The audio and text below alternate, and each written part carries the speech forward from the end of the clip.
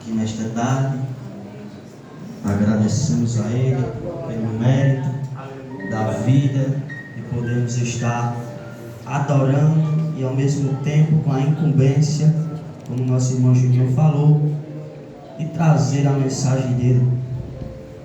Como a nossa irmã Bia, juntamente com o nosso irmão Juninho, propôs um texto sobre a mulher de Ló, sobre não olhar para trás, debaixo da autoridade de Deus, eu gostaria de ler juntamente com os irmãos em outro texto, que se encontra no Evangelho de Jesus Cristo, segundo escreveu Mateus, capítulo de número 15, a partir do versículo de número 21. Estava ali sentado, meditando, quando o irmão Jonas colocou o fundo dos Gideões, e me recordando quando, alguns anos atrás, 2 anos atrás, quando eu em casa pegava a máquina de lavar, colocava um pano em cima dela, botava o fundo dos Gideões no máximo, abria lá no profeta, em 2 Reis, quando o profeta Eliseu multiplicou a azeite, a viúva pregava, soava lá, e eu ali sentado me recordando sobre o que o Senhor tem feito. Quem acha que eu diga amém? Mateus capítulo 15, a partir do versículo de número 21, que diz: E partindo Jesus dali, foi para as regiões de Tiro e Sidom, e eis que uma mulher cananeia, vindo daquelas regiões, gritou para ele dizendo: Tenha misericórdia de mim, ó Senhor, filho de Davi. Minha filha está severamente atormentada por um demônio. Mas ele não lhe respondeu uma palavra. E vindo ele, os seus discípulos pediram-lhe dizendo: Manda ela embora, porque está gritando atrás de nós. Mas ele respondendo disse: Eu não fui enviado senão as ovelhas perdidas da casa de Israel. Então veio ela e adorando disse: Senhor, socorre-me. E ele, porém, respondendo: Não é bom tomar o pão dos filhos e lançá-los aos cães. E ela disse: Verdade, Senhor, ainda assim os cães comem das migalhas que caem da mesa dos seus senhores. Então respondendo Jesus disse-lhe: Ó mulher, grande é a tua fé, seja assim como tu desejas. E a sua filha ficou sã no outro dia, naquela mesma hora. Amém. Como eu já falei quando foi me proposto o texto sobre não olhar para trás, sobre a mulher de Ló, o Senhor me direcionava quando eu estava estudando até esse texto, que se encontra no Evangelho que Mateus, Levi relatou no capítulo 15, sobre uma mulher cananeia. E para nós compreendermos bem o texto, os evangelhos de Jesus Cristo, precisamente os 4 evangelhos, se passam em diferentes horas, em diferente momento do ministério terreno de Jesus aqui na terra. João vai estar falando mais precisamente do ministério de Jesus sobre milagre, que é onde se encontra aqui. É onde se fala mais sobre milagre, onde se encaixa mais o contexto. Lucas vai estar falando mais sobre as parábolas, sobre o ensinamento. Mateus, no início do Evangelho, vai estar relatando sobre mais os sermões de Jesus, como nós não podemos se esquecer do sermão da montanha, do sermão profético em Mateus 24, mas aqui aprove Deus, aprove o Espírito Santo inspirar Mateus para falar sobre o milagre, aqui no capítulo 15. Então, para nós entendermos um pouco, lá no Evangelho de Jesus Cristo, segundo o relator João, logo no início do ministério de Jesus, no capítulo 1, Jesus começa a chamar os discípulos. Jesus chega lá no mar da Galileia e chama alguns discípulos que eram pescadores e chamam para se tornar pescadores de almas. Eram pescadores de peixes, mas agora vão pescar para o reino de Deus. No capítulo de número 2, Jesus é convidado para um casamento, para umas bodas, precisamente ainda na região da Galileia, em Caná da Galileia. Quando Jesus vai para aquele casamento, num cenário de vergonha para o noivo, Jesus é convidado não somente por causa dos milagres, pois ali era o primeiro milagre que Jesus iria realizar. Certa vez eu escutei um evangelista chamado Lorival, lá de Pernambuco. Ele diz: olha, os convidados, quando estavam fazendo a lista, não chamou Jesus porque ele estava operando milagre, chamou Jesus só por causa da presença dele, só porque eles queriam que Jesus estivesse ali no casamento. Então ali, quando o vinho falta, Jesus, nós conhecemos bem que transforma água em vinho. E quando Jesus ali está ali na Galileia, vai agora para a região da Judeia, para Jerusalém, onde estavam os perseguidores dele e onde iria surgir a maior perseguição contra o ministério de Jesus. No capítulo 3, Jesus vai se encontrar com um homem chamado Nicodemos. Ele na região da Judeia, quando começa agora, vamos dizer assim, a catucar o rei das trevas, pregando para o homem fariseu, pregando para o homem douto em letras, douto na lei judaica. Agora o inferno vai ficar extremamente furioso com Jesus e da mesma forma as pessoas daquela época. Então Jesus, quando está ali na região da Judeia, começa a operar milagres, começa a falar sobre regeneração para Nicodemos. Como nós não podemos esquecer do versículo universal da Bíblia que se encontra nessa passagem: porque Deus amou o mundo de uma tal maneira que deu seu Filho unigênito. Então ali a regeneração já estava surgindo dentro de Nicodemos. Aí no capítulo 4, Jesus vai retornar para a região da Galileia, para a região das pessoas que era menosprezada naquele contexto. Então Jesus, quando vai para a Galileia, precisamente ele passa na cidade de Samaria, e quando ele passa na cidade de Samaria, ele prega para uma mulher. Como nós sabemos no sermão, quando ele prega para a mulher samaritana, e ali aquela mulher salva, ali aquela mulher ouve falar sobre as águas vivas. Então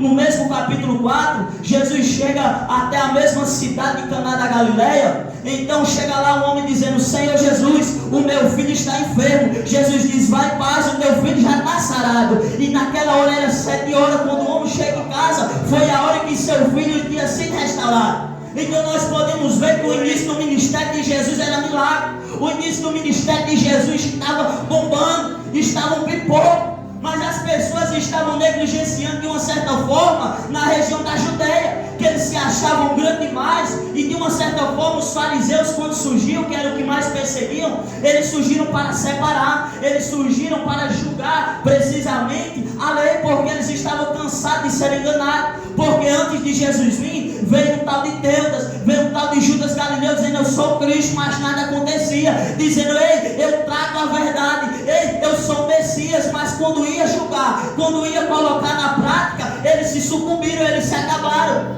Como nós vamos ver nos fatos históricos sobre um homem chamado Antíoco Epifânio, as pessoas acreditaram nele, dizendo: ei, esse verdadeiramente era o Cristo. Mas quando foi ver, o homem fez uma abominação dentro do templo. Então por isso que as pessoas estavam, os judeus precisamente na região da Judeia, estavam de uma certa forma com medo de acreditar nas palavras de Jesus. Mas as palavras que Jesus estava pregando eram diferentes. E no capítulo 4, quando Jesus cura aquele jovem, ele volta novamente para a região de Jerusalém, precisamente em uma festa. Quando chega no capítulo 5, ele chega próximo à porta das ovelhas, e ali quando ele entra lá, existia um homem coxo há 38 anos. Então quando Jesus chega lá, cura aquele homem que estava esperando o movimento das águas, ali que aumenta a fúria dos fariseus, dos saduceus, da seita religiosa contra Jesus. Então a partir dali as pessoas, os judeus, para quem Jesus veio, estavam rejeitando a palavra, estavam rejeitando a Jesus. E no capítulo 5, quando ele cura aquele homem, ele volta novamente a pregar na região da Galileia, precisamente no deserto de Betsaida. Quando ele está pregando no deserto de Betsaida ali, as pessoas estavam seguindo ele, e foi até tarde, que chega uma certa parte que os discípulos chegam lá e dizem: ei, Jesus, esse povo está aí, despede ele para que vá comprar comida. E Jesus diz: ei, Filipe, alimenta o povo. E Filipe diz: Senhor, nem se tivesse 200 dinheiro, nós conseguiríamos alimentar esse povo. Então ali Jesus multiplica pão, então ali Jesus multiplica peixe, então ali as pessoas estavam admiradas dos milagres de Jesus.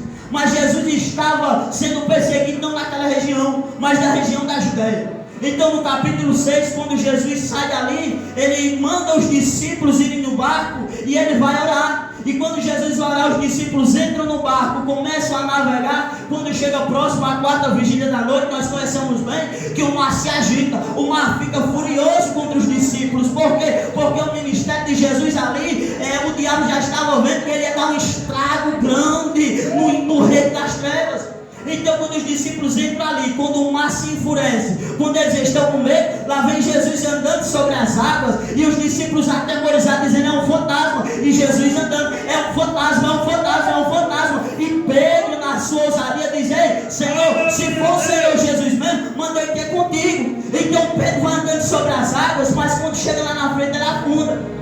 Como um comentário que eu disse certa vez, um dos maiores pregadores, vamos dizer assim, do século XX, chamado Billy Graham, ele faz esse comentário: quando o homem quer navegar para longe de Deus, Satanás sempre tem um barco preparado. Mas eu enfatizo dizendo nesta tarde: quando o homem quer se aproximar de Deus, quer se chegar a Deus, não precisa de barco, quebra barco, vai andando sobre as águas mesmo, que até Jesus vai chegar.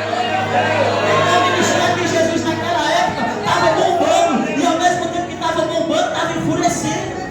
Então no capítulo 6, quando Jesus chega até a cidade de Cafarnaum, começa a pregar lá, e a Bíblia até enfatiza dizendo assim, que as palavras de Jesus, de uma certa forma, a doutrina, disseram, estava tão pesada, que os discípulos estavam começando a ir embora, não os 12 outros discípulos que estavam seguindo a Jesus.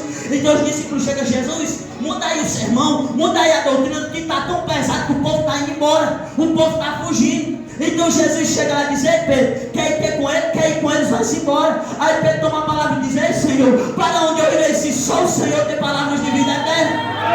Então o ministério de Jesus era sobre cura, era sobre libertação, era sobre palavra de vida eterna. Então Jesus, quando sai dali no capítulo 6, no capítulo 7, volta novamente para Jerusalém, precisamente na festa dos tabernáculos. No capítulo 7 ele começa a pregar. Então os fariseus começam: ei, o homem está aí na cidade de novo, o homem está perturbando de novo, ei, vamos pegar ele agora numa palavra, vamos. Aí no capítulo 8 leva uma mulher que foi pega no adultério no tempo da festa. Quando chegam até lá e diz: ei, essa mulher foi pega no ato do adultério, o que é que tu acha que devemos fazer? Aí Jesus diz: ei, aquele que não tiver pecado dentro de vós, seja o primeiro a matar ela, seja o primeiro a tirar a pedra. Então vão soltando de um em umas pedras, e eles vão embora com a cabeça baixa, vamos dizer assim, nessa linguagem nordestina, com o rabo entre as pernas, cabisbaixo. Ele não conseguiu pegar o homem, porque o ministério era de poder, o ministério era de transformação. Existia sabedoria como a de Jesus naquela época. Então no capítulo de número 8, quando Jesus está ali, já no capítulo de número 9, Jesus chega em uma certa localidade que existe um cego. Aí agora vamos dizer assim, é o estupim da história, porque aquele cego de nascença, chega lá e pede a cura a Jesus, e diz: Senhor Jesus, me cura. E os discípulos até interrogaram em sua mente, dizendo: ei, quem é que pecou? Foi ele ou foi os pais dele? E Jesus diz: olha, nem ele nem os pais dele, mas para a glória de Deus seja manifesto no Filho. Então Jesus estava mostrando que ele não queria operar aqueles milagres, ele não queria fazer aquele movimento ali, não só para enfurecer os judeus, não só para enfurecer os saduceus, não só para enfurecer aquelas pessoas daquela localidade, mas para que o nome de Deus viesse a ser glorificado. Então quando Jesus chega lá, pega, cospe na terra, passa no olho dele e diz: ei meu filho, vai lá, lava na fonte de Siloé. E quando ele chega lá, lava na fonte de Siloé, ele passa a ver. Aí Carfura aumenta mais ainda, que eles olham para aquele cego e dizem: ei, tu não era cego, porque agora tu está vendo? Eles olham: eu não sei como é que aconteceu, eu sei que eu era cego, eu não via, chegou o homem, pegou, colocou lodo no meu olhos, vai até a fonte de Siloé, se lava. Quando chegou lá, eu limpei e agora eu estou vendo. Então ali a fúria aumenta mais ainda. E a partir desse capítulo 9, dá uma pausa assim no Evangelho de João. E aí a continuidade do capítulo 15 do Evangelho de Jesus Cristo, chegou a escrever Mateus. Quando Jesus ali está com aquela perseguição enorme contra eles, Jesus agora não vai pregar mais para os judeus. Jesus agora não vai mais para a Galileia, não vai mais para a Judeia, mas vai para a região que para eles era considerada região pagã. Ele vai para a região de Tiro e de Sidom, porque aquela região era considerada amaldiçoada. Porque lá no livro do Gênesis, logo no início, quando Noé sai de dentro da arca, Noé planta a vinha, Noé lá se embebeda, e quando Noé está lá bêbado, ele se dispe, ele fica lá sem roupa. Aí o seu filho Cã chega lá, começa a rir dele, começa a caçoar de Noé. Então Noé, quando, vamos dizer assim, quando ele volta mais um pouco em si, ele amaldiçoa não Cã. Nós vemos muitas pessoas pregando dizendo: ei, Noé amaldiçoou seu filho. Não, Noé não podia mais amaldiçoar o seu filho, porque ele já tinha abençoado. Então Noé diz: ei, maldito seja Canaã, que era Canaã, filho de Cã. Maldito seja a tua geração. E de Canaã gerou a Sidom. Sidom, aquela região, já estava amaldiçoada por a maldição de Noé. Mas sabe que acontece uma coisa? Porque maldição de homem é maldição de homem. Agora bênção de Deus é bênção de Deus. Maldição que o homem rouba é quebrada só com uma coisa: é quebrada com as bênçãos de Deus. Não existe essa história de maldição hereditária, como vamos dizer, como o evangelista Monazul, quando o grandão da Galileia desce na casa. Não existe maldição hereditária quando Deus dizer: abençoados serão aqueles que abençoarem, mas malditos serão aqueles que te maldizerem. Então ali, a região de Sidom sendo uma região considerada amaldiçoada, e mais à frente nós vamos ver o surgimento de mais mulheres cananéias, de mais mulheres sidônias. Lá na frente, quando é o rei Acabe, implanta agora é rei sobre Israel, agora o rei Acabe vai se casar com uma mulher sidônia, uma mulher pagã, uma mulher considerada amaldiçoada. E aquela mulher agora começa a perseguir os profetas de Deus. Um exemplo dele, o profeta Elias. Então, quando o profeta Elias está sendo perseguida por aquela mulher, quando ela implanta a adoração a Baal, a adoração a demônios dentro do templo, então o profeta Elias, quando começa a ser perseguido ali, Deus manda o profeta Elias se refugiar com medo daquela mulher sidônia. Diz: Elias, vai para a região do Querite, vai para o ribeiro de Querite. Então, quando Elias chega ali no ribeiro de Querite, ele ali, o ribeiro começa a secar, ele é sustentado durante o tempo, mas o ribeiro seca. E a partir do momento que o ribeiro seca, Deus diz a Elias: Elias, vai para a região de Sarepta de Sidom. Quando Deus ordena Elias ir para a região de Sarepta de Sidom, nós podemos ver mais um homem de Deus na região de Sidom, uma região amaldiçoada. Mas sabe qual é o diferencial? Porque na região de Sarepta, terra onde as pessoas adoravam demônios, terra de demônios, ali existia um cheio de Deus, adorando a Deus. E lá na terra de Deus, onde era a terra que supostamente eles adoravam a Deus, tinha uma mulher adorando a demônios. Então nós podemos ver que Elias vai para Sarepta de Sidom, ele na terra de demônios, cheio de Deus, e ela na terra de Deus, cheio de demônios. Então nós podemos ver que o lugar onde você está, o lugar onde você se acentua, não quer dizer a sua posição. Você pode estar, como a nossa irmã Maria Helena pregou ontem, com a capa babilônica de Acã enterrada. Você pode estar com coisas enterradas, supostamente na terra de Deus. E tem pessoas que não têm nada. Dizem: esse aí são cru, esse aí explora, esse não é a Bíblia. Mas quando você vai ver, está sendo criticado como tivesse em terra de demônios. Mas lá no quarteto está uma tal levantada ao Deus Altíssimo e chama a presença de Deus. Louvado seja o nome de Jesus. Então ali nós podemos observar mais uma mulher sidônia, que é Jezabel. Então nós podemos já observar que aquela terra era considerada uma terra amaldiçoada. É o que Jesus faz. Ele diz agora: olha, eles não quiseram, eles não aceitaram o evangelho, eles estão agora me rejeitando, eles estão agora me perseguindo. Sabe para onde eu vou? Vou para Sarepta, vou para Tiro, vou para Sidom, vou fazer o que? Vou quebrar a maldição. E o significado do nome Sidom é caçar. E eu perguntando ao Senhor o que o Senhor queria falar através desse significado do nome Sidom: caçar. Jesus estava sendo perseguido na terra dele, em Jerusalém. Ele estava lá sendo perseguido, ele estava sendo caçado para matar. Mas sabe o que é interessante agora? Ele vai para a região de Sidom não ser caçado. Ele vai caçar para a morte, ou ele vai caçar para dar vida, ele vai caçar para restaurar, ele vai caçar para mudar, ele vai caçar para transformar. Então às vezes nós se preocupamos dizendo: o Senhor não está me vendo, Jesus não me vê, Jesus não me olha. Jesus diz nessa tarde: calma, que ele vai caçar. Não é caçar para a morte, não é caçar para a vergonha, mas é caçar para a vida. Louvado seja o nome de Jesus. E mais à frente, quando Jesus chega naquela região, nós podemos ver no texto onde nós lemos que vai uma mulher até ele gritando: Senhor, filho de Davi, tem misericórdia de mim, pois a minha filha está atormentada por um demônio. Então, quando aquela mulher, considerada amaldiçoada, chega próximo a Jesus dizendo: Senhor, filho de Davi. E esse termo filho de Davi era só utilizado para quem reconhecia ele como Messias, para quem reconhecia que ele era o Salvador, para quem reconhecia que ele verdadeamente veio para restaurar, veio para mudar a situação, o quadro de Israel, veio para mudar o quadro da Judéia, o quadro da Galileia, o quadro da humanidade, o quadro da terra, o quadro de todo o universo. Então ela reconheceu, ela disse: eu estou sendo considerada uma mulher amaldiçoada, mas eu estou indo lá e dizer: Senhor, eu sei que tu é o Messias, e eu sei que tu pode transformar não só a minha vida espiritual, espiritual, mas tu pode salvar a minha filha, tu pode libertar ela de demônios, tu pode libertar a minha vida. Então ela está rasgando abertamente para aquelas pessoas, para aquela cultura religiosa, para aquela cultura daquela época, rasgando o verbo e dizendo: ei, eu não estou me importando se vocês adoram Baal, eu não estou me importando se vocês adoram Zera, eu não estou me importando se vocês adoram, como disse a irmã Sônia Bosch, o Deus cachorro, eu não estou nem aí, mas eu estou indo agora adorar o Deus da salvação, o Messias que foi profetizado pelo profeta Isaías, e o principado estava sobre os seus ombros, e o seu nome será maravilhoso, conselheiro, Deus forte, Pai da eternidade, príncipe da paz. Aleluia, Deus. Então quando aquela mulher chega lá e diz: Senhor, filho de Davi, tem misericórdia que a minha filha está atormentada por um demônio. Em outras traduções, até na Almeida diz que ela está atormentada por demônios, mas no original é atormentada por um demônio. Então nós já podemos tirar um aprendizado agora, que tem pessoas que, vamos dizer assim, que ela menospreza o poder das trevas, ela menospreza o poder diabólico, não é maior do que o de Deus, não é superior ao de Deus Altíssimo.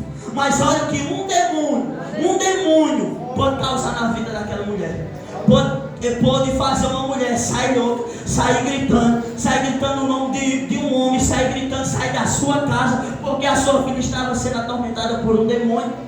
Então aí nós já podemos tirar uma coisa. Lá em Efésios, o apóstolo Paulo escrevendo, nos dá uma ordem para nós nos revestir, porque a nossa luta não é contra a carne, não é contra o sangue, mas é contra as forças das trevas, os principados, as potestades.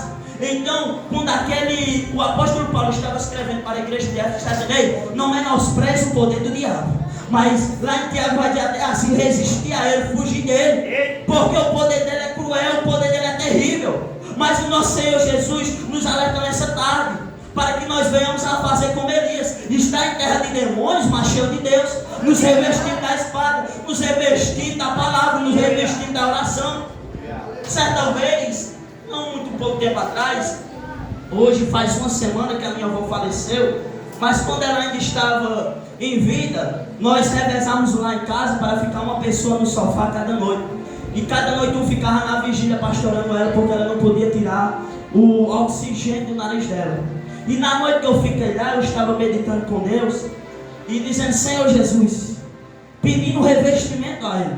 E ela não estava falando mais. Ela estava de uma certa forma que ela não conseguia mais expressar palavras audíveis. Ela só, vamos dizer assim, resmungava. Então eu estava lá mais ou menos umas 3 horas da manhã, sentado lá no sofá, e ela começa a falar com a voz que ela não tinha. Ela começa, a voz dela não era como a voz que está, vamos dizer assim, quase inaudível. Ela agora começa a falar com uma voz mais alta. Eu digo: oxe, vó está melhorando, vó está ficando boa, a voz dela está mais bonita. E ela começa a olhar para o lado e dizer assim: ei, saia de perto de mim. Meu Deus. Ei, saia de perto de mim, com uma voz grossa. O que está acontecendo aqui? E quando ela começa a falar assim, eu digo: vó, o que é que a senhora tem? Ela: saia de perto de mim. Quando disse assim, eu digo: misericórdia, vó, estou com medo. Eu olhei para ela e disse: vó, estou com medo. Aí ela olhou para mim assim e disse: como é que tu está com medo? Tu não só vai dentro da igreja dizendo que tem Jesus? Dizendo que tem Jesus. Aí eu percebi: eita, tem algo estranho aqui. Desce aqui, Jesus. Quando ela começou a falar com uma voz grossa, quando ela começou a mudar o tom de voz e começou, vamos dizer assim, a blasfemar de Jesus, quando ela não conseguia nem falar, ali quando o demônio falando através da boca dela, vamos dizer assim, me dando uma surra moral. Quando estava falando isso, eu passei a meditar. Quando estava lá, eu tomei o sangue de Jesus, eu disse: em nome de Jesus, sai daí. Quando passou um minuto, ela voltou a dormir. Quando voltou a dormir, mais ou menos 2 dias depois, ela faleceu. Então nós já podemos ver que o poder das trevas não é qualquer um. Ele entra em pessoas, ele entra em parentes, ele entra na sua casa para tentar fazer você ser envergonhado. E ali eu meditando, tirei por um exemplo: quão pequenos somos nós. Nós falamos sobre expulsar demônios, nós falamos sobre o poder das trevas, mas quando chega a hora, às vezes nós queremos correr, às vezes nós queremos até, vamos dizer assim, se deixar ser envergonhado. Mas como o nosso Senhor Jesus está conosco, nos alerta nessa tarde dizendo: ei, comece imediatamente a não menosprezar o poder das trevas, e sim ser transformado pelo poder da renovação, que é a palavra de Deus, que é a adoração. Porque às vezes nós achamos: olha, eu não tenho medo, eu não tenho nada disso. Mas às vezes, quando está em meio aos mundanos, o inimigo lá ao nosso redor, a nuvem de testemunhas, fazem coisas que nós não imaginamos. Então quando aqui só um demônio começa a atormentar aquela jovem e faz aquela mulher de uma certa forma perder, vamos dizer assim, perder o juízo, ela indo até Jesus e diz: Senhor Jesus, tem misericórdia de mim. Mas o interessante é que Jesus não diz nenhuma palavra. O interessante é que Jesus continua andando, continua prosseguindo, e os discípulos ouvindo. E diz: Senhor, despede essa mulher que ela está gritando, ela está causando escândalo, ela está, vamos dizer assim, ela está nos envergonhando. E assim acontece até em nosso meio. Aleluia. Pessoas que acham que estão andando com Jesus, estão em meio aos doces, mas quando vê um crente no meio da rua, olha e diz: eu não vou olhar nem para ele para dar a paz do Senhor. Quando está em meio à escola, eu não vou olhar nem para ele, eu posso receber a paz do Senhor. Olha, nesta tarde o Senhor Jesus nos adverte dizendo: ei, seja parte dos doces, mas não seja como Judas no meio dos doces, não seja como vergonhoso no meio dos doces, seja como Pedro que chega a dizer: aqui não tem ninguém bêbado não, aqui está tudo cheio da presença do Espírito Santo de Deus, aqui está todo mundo revestido, como o profeta Joel diz, e nos últimos dias serei revestido de poder, os vossos velhos terão sonhos, os vossos jovens terão visão, e vós sereis transformados.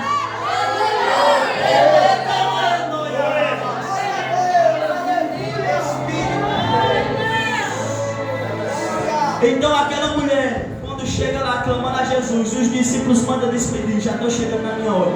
Quando os discípulos mandam despedir aquela mulher, e ela chega: Senhor Jesus, tem misericórdia de mim pela segunda vez. Aí Jesus diz: ei, não é bom que eu tire o pão dos filhos. Quem eram os filhos que Jesus estava de uma certa forma pregando para aquela mulher? Os judeus. Não é bom tirar o pão dos filhos e deitar os cachorrinhos. Então aquela mulher começa assim a dizer: Senhor, mas os cachorrinhos vivem também das migalhas. Mas ela não entendeu o que Jesus quis dizer. Evangelho de Jesus Cristo, segundo escreveu João, capítulo de número 2, versículo de número 11.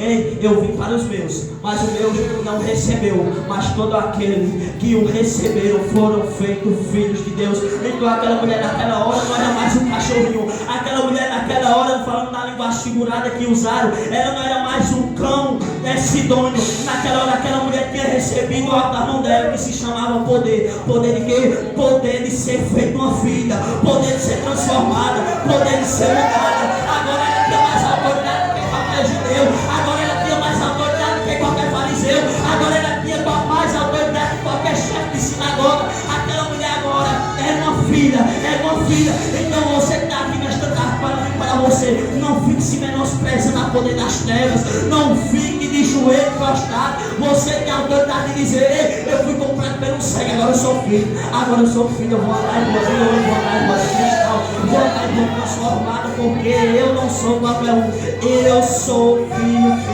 Deus. Então quando aquela mulher diz aqui, quando ela agora usa a fé dela, Jesus diz: ei filha, vai em paz, a tua vida foi transformada, a tua vida está liberta, a tua vida está liberta. Então nesta tarde, debaixo da autoridade de Jesus, a tua vida foi transformada. Não sei qual é. Tem pessoas que olham e dizem: ei, eu estou perfeito, não tem nada para ser transformado. Tem sim. Eu não estou com nada guardado. Tem sim. Às vezes nós eu estou pregando para mim, como dizia Zé Barreirão, eu estou pregando primeiro para mim aqui. Então nesta tarde, debaixo da autoridade de Jesus, a tua vida vai ser transformada, a tua vida vai mudar, a tua vida vai ser restaurada. Aonde você chegar, vão dizer: esse jovem tem algo diferente, essa jovem tem algo diferente, esse homem, essa mulher, qualquer classe tem algo diferente. Por quê? Porque foste transformado, porque foste mudado. Mudado não por palavra humana, não por outro homem diz, mas palavra que saiu da boca do próprio Jesus.